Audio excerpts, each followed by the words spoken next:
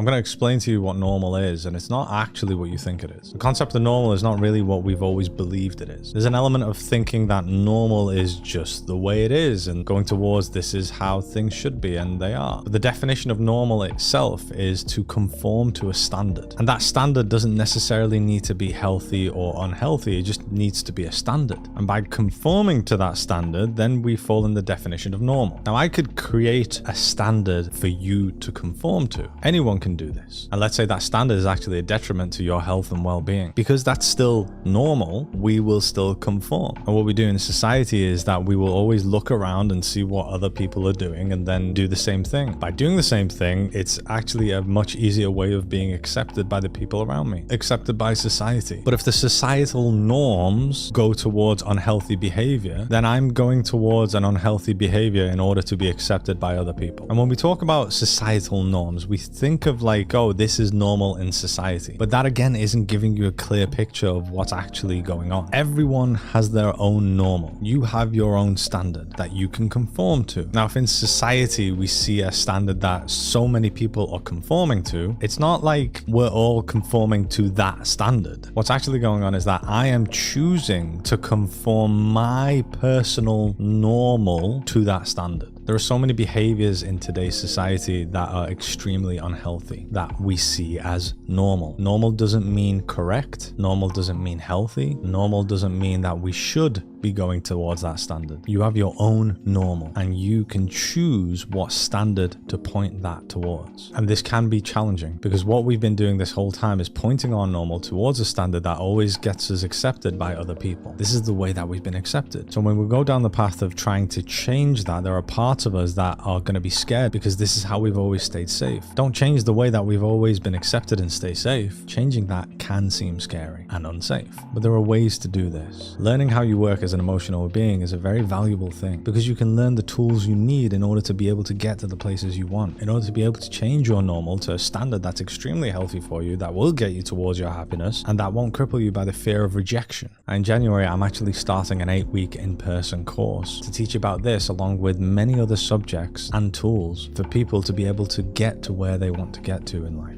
If this is something that may interest you and you want to be involved in, the course itself is called Beyond the Shadows. Have a great day and I'll see you next time. Someone's staring at me. Let's ask them. Is anyone bothered about my hair tie being on my wrist? I'm gonna ask them. Peace out.